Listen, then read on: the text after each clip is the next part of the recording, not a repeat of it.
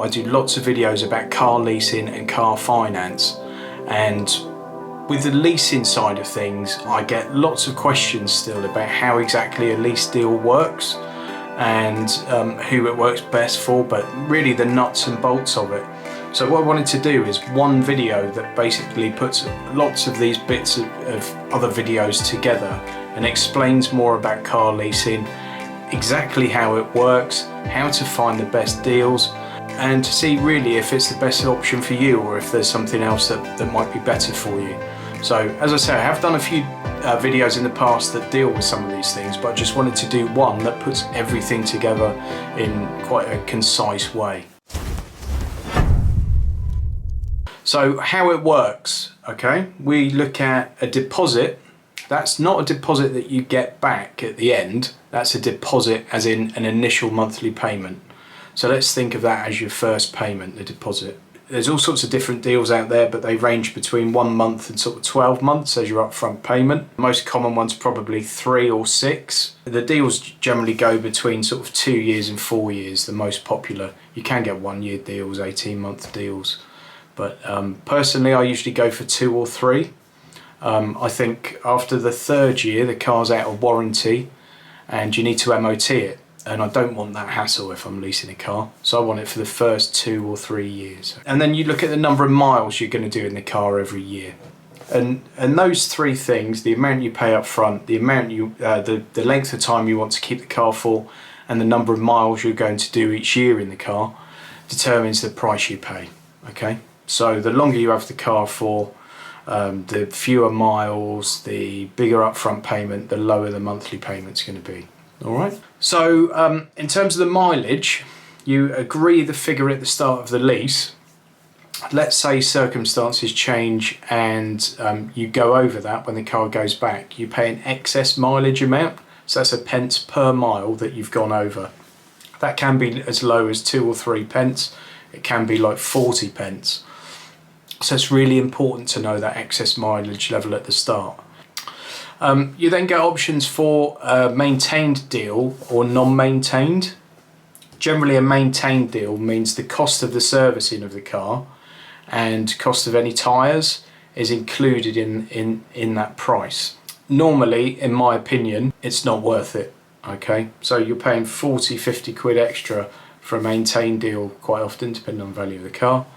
And you might find that actually the servicing and tyres and things like that over the life that you have the car works out to be sort of 12 quid a month or something like that. To me, it's never made sense to do it, but don't discount it and always look at your options. Servicing, if you don't have a fully maintained deal, the cost of servicing is down to you, and the car always has to be serviced in line with the manufacturer's recommendation. So whatever it says in the handbook, that's when you need to do it. If you get a message flashes up on the dash, says the car needs a service, go take it for a service. If you don't, you'll get penalties when you return the car. All right. So another thing to look at is to say you're looking at a Mercedes, call the Mercedes dealership in advance and say, what are the service intervals on a diesel E-Class? How much the services cost? Always be well informed, and it's really easy to be well informed. Main dealer servicing doesn't cost as much as people often think. Always check it out in advance so you know what you're getting into, but remember you are responsible for the servicing. Likewise, if you're on a fully maintained deal, although the manufacturer pays the cost of the servicing, you still have to arrange the service. Tax and insurance. So on a lease, you're not responsible for road tax or vehicle excise duty as it's called. The lease company is the owner of that car, therefore they are responsible for paying the road tax. So you don't have to pay that, that's all dealt with by someone else. You do have to have fully comprehensive insurance on the vehicle. That's true in just about any lease deal, I think. You must have fully comprehensive insurance and you pay for that, just as you would with your own car. And then for cars that you have over 3 years, so if you have longer than a 3-year lease, bear in mind that you are responsible for MOT in the vehicle the day it becomes due for an MOT. So that's when it's exactly 3 years old, and you're responsible for the cost of that. And if it needs some work, to get it through the MOT, then you need to pay for that, and that work needs to be carried out to manufacturer's specification. Remember as well, at that point, at 3 years, your warranty's probably gone. But the first 3 years of the car, you know, most manufacturers, you've got a full manufacturer warranty. Apart from a few exceptions, after 3 years, the warranty's either gone or it's a lower level warranty. So finding the car for you. There are lots of ways to do it. I always suggest that people look at their budget rather than a specific car, because with leasing it's so strange and the deals can be so attractive that you might be looking for a Ford Focus, for example, and you realise for the same money or for less you could have an Audi A4 or a BMW 1 Series. So it might be a car that would be well out of your budget if you were to go and buy it, but on a lease it's the same or cheaper. Likewise, sometimes with trim levels, you might think, oh, that basic spec Audi will be fine for me, and then you find a deal where the S-Line trim or Black Edition or something, one of the top end trims, is actually cheaper in exactly the same car. So always go into it with an open mind. And I always suggest looking at your budget rather than the specific car.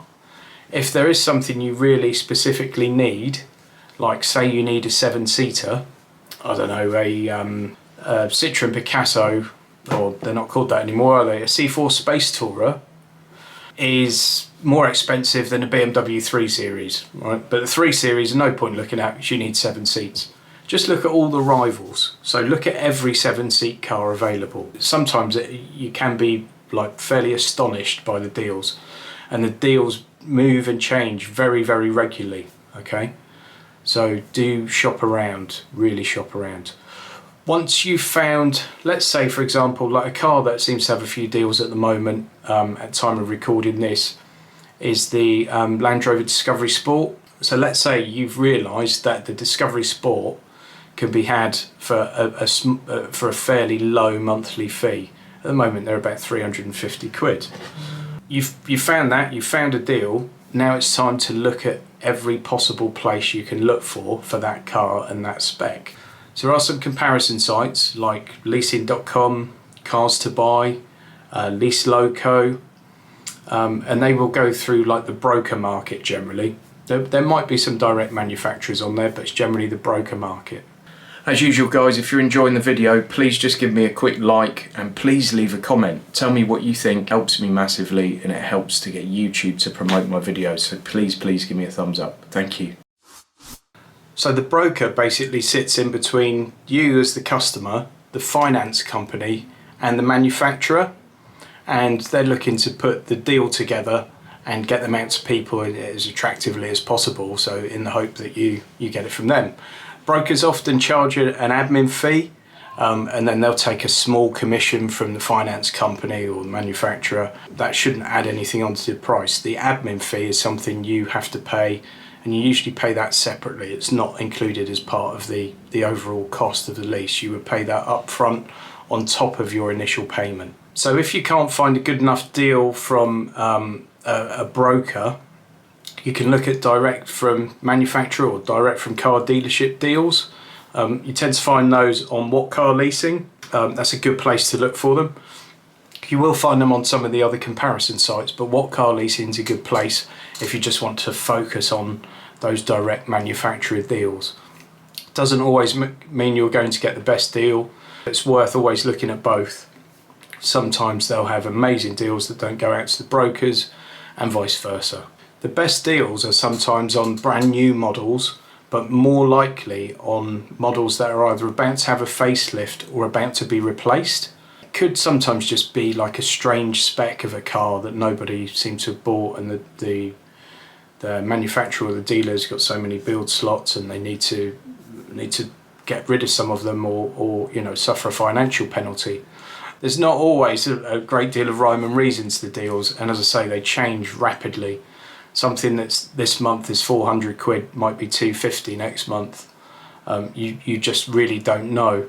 But That's why it's always worth doing your homework and really shopping around, because you can get some fantastic deals if you time it just right. With only one exception that I can think of, the car's always delivered to you, and it can be delivered to your home or your place of work. There are two delivery methods generally. One is a driven delivery and one is transported delivery. Transport delivery is best. It comes on the back of a transporter. It arrives on your drive with, say, 15 miles on it or something like that.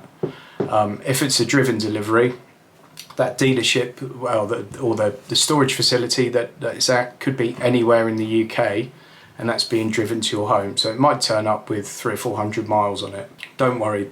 But obviously when they arrive and they're driven delivery, might be a little bit dirt on the car. It's got a few miles on it, but it's a free delivery, so you can't really grumble too much. I would say it's about 50-50 with me, the driven deliveries versus car transporter deliveries.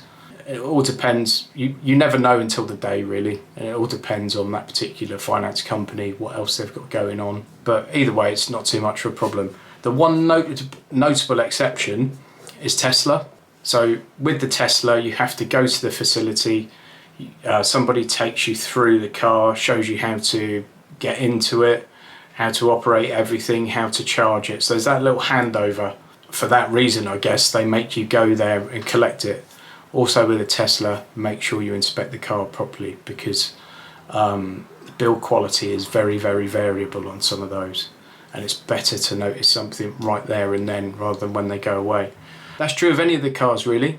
When the lease company comes to collect your car from you at the end of the deal, they'll do a thorough inspection of that vehicle, and they'll be looking for any damage, anything wrong.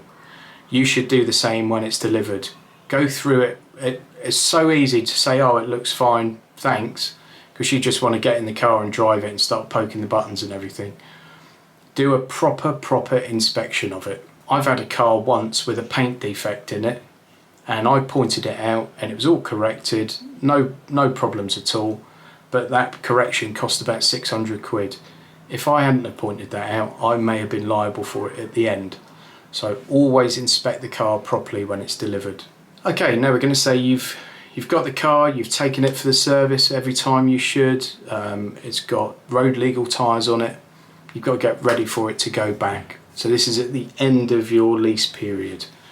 What do we do at the end of the lease? So BVLRA, which is the British Vehicle Leasing whatever association, probably haven't got the letters correct, but they produce like a fair wear and tear guide. I'll put a link to that in the description below and pop it up on screen. All the main lease companies will have a link to this on their websites, by the way. But essentially it's like a PDF document, and it takes you through what they class as fair wear and tear and tips for you before your cars return to the lease company. Now essentially you're allowed very small chips, scratches, scuffs as fair wear and tear, but anything outside of those guidelines you'll be responsible for if it goes back with it on. So if you do have things like scuffed alloy wheels, dents in the car that are of any size, any sort of reasonable size, bigger scratches in the car, anything that's kind of broken or trim pieces that are missing, anything like that at all, my strong recommendation is that you get it put right before it goes back. And you can use smart repair companies that will come and do it on your drive. You can shop around and get good prices on any kinds of repairs. Alloy wheels you can often have completely refurbished and repainted for somewhere between sort of 60 and £100 a wheel. If you don't do that and the car goes back, say with a damaged alloy wheel that's outside of the fair wear and tear guidelines, they might charge you for a new alloy wheel, which if you've got a decent car might cost you 500 quid. You could have done that for 60, but now you have to pay 500. Also make sure that all the tyres are road legal. This is another big one. A replacement, the tyres on the car can be of any brand, anything, doesn't matter, but they must be road legal when it goes back. Make sure it goes back with any damage rectified before it goes back, because it will work out so much cheaper for you. The other key point I would say is they want the car to be clean. And if it's not clean, they'll say they couldn't inspect it properly. Clean, it means extremely clean. So I would take it to one of your hand car wash places and get a mini valet done on the car. It might be a little bit of overkill, but you can't have any arguments about the car not being clean if you've taken it and had a little mini valet done inside and out. Most cars look $1 million after they've had it done. No one's going to have any complaints about it. Okay, so they're my tips really. Do an inspection of the car a few weeks before it's due to go back, so you've got time to get things fixed if they need fixing. All right. Generally, the cars are collected by the finance company, lease company. If you're getting another car from the same company, they will generally coincide the two things. So someone will come and deliver your new car. They'll then do a full inspection on your car, and then drive off in your car. And your car, the car you've had, almost always goes to one of the big national car auction sites. So it leaves your house or your place of work and goes directly to a car auction. We're going to look at the cost of leasing versus PCP. I've done some other videos on this, and I'm sure I'll do some more in future. But I just want to give you an example of the cost of leasing versus PCP, and why leasing makes more sense for most people than a PCP does. So as a reminder, a PCP is where you pay an initial deposit, then you pay a series of monthly payments. Quite often it's 3 or 4 years, much like a lease. And then at the end of it, you have a balloon payment to pay or the car goes back. So after say 3 years, it's like, right, I either pay 15 grand now or the car goes back and I get another one, another PCP. If you're someone that never pays the balloon payment, I can almost promise you that a lease is always better than a PCP. And I'll just give you one random example of that. Right now. Okay, so we're looking at the cost of a PCP versus the cost of leasing a car. And initially we're just considering if you were to have that car for a 3-year period, as you do with a lease. Because essentially, if you don't pay that final payment on a PCP deal, you are just leasing the car. Okay, so we're just looking at the first 3 years on this. So I've just gone to the Land Rover website directly, and this is a finance deal they've got on at the moment. It's classed as an offer, so I have to think it's a good PCP deal. And I'm comparing that to just the first lease website I've gone to, which is nationwide. They're usually there or thereabouts price wise, but this one's not a particular deal. Okay, it's just that car. So here we go. So we can see there on the Range Rover Evoque, it's just the bog standard D165 2-wheel drive manual gearbox, sort of base spec Evoque. And I've looked at £1,330 deposit, just because that's the amount of the deposit on the lease, so it makes sense to make it like for like. Looked at 36 months and 10,000 miles a year. Okay. Now, as you can see here, it says 34 monthly payments, but it's also got that first payment. Okay. So your first payment is 469.86, 34 monthly payments, 469.86, so it's 35 monthly payments. And if you want to buy the car at the end of the term, the balloon payment is £17,853. All right, so that's all the details on the lease there. And then we'll on the PCP. Now we're looking at the lease. As I say, this is just the first one I came to. It's not on a particular deal or anything. Again, I've done 36 month agreement. It's 3 months up front and then 35 monthly payments. So it's £1,330 up front in total, including their fee, and then £365.54 a month. So what does that mean? So on the PCP deal, at the end of the 3 years, when you would give the car back or have to pay that final payment, you've paid £17,775. On the lease, you've paid £14,123. That's a difference of £3,651. Essentially, the PCP costs you £100 a month more than the lease. Okay, that's just one deal. That's the first one I've thought of, the first one I've done an example of, but you can repeat this time and time and time again. If you if you're not going to pay that balloon payment at the end or refinance it or whatever, it's better to get a lease.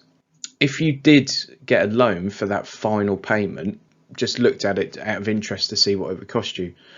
If you put that loan for the final payment over another 3 years, you're then looking at £515.83 a month.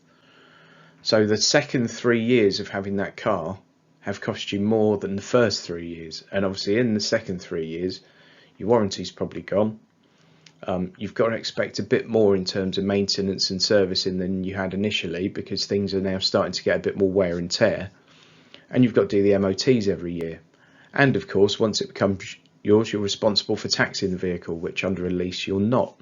So the total cost to own that car over 6 years is nearly 36.5 grand. I've calculated that, roughly speaking, I've just looked at what else is about on the market, and there's nothing with that mileage and that spec. There is a better spec car with 60,000 miles on it, a much better spec car with 60,000 miles on it, available for 15 grand. All right, so you're probably thinking maybe on that spec, maybe 13, 14 grand that car's worth at the end of 6 years. So this is why I often talk about it's not a good idea to own a depreciating asset. Every minute that you own that car, it becomes worth slightly less. So it's often better to lease a depreciating asset and buy an appreciating asset. So for me personally, I lease my car, but I buy my house. All right. I hope that was useful for you. When it comes to that leasing versus buying question, obviously I've just answered it there, but I think was it John Paul Getty, the old oil tycoon, who's one of the richest people in the world. I think he might have been the richest man in the world for quite some time. There's a great quote from him which says, if it appreciates, buy it. If it depreciates, lease it. He was talking about oil mining equipment at the time, but that principle really applies to everything. If it's something that's going to go up in value and you can buy it, then buy it. If it's something that's going to go down in value and it makes sense to rent it, then rent it. All right, something to think about. I do have some other videos about car leasing. Every month I've got a series on car leasing and the best car leasing deals of that month. I'll put a link to that up here, although we still need loads more viewers. So please like, please subscribe, and please tell a friend. If you've got any friends that are interested in this, any friends that drive around in fairly new cars, please let them know. I've also got another series I'm doing on the best used car buys. This one's a bit more fun, but looking at sort of cheaper used cars and which ones might make sense for you. Thanks for watching.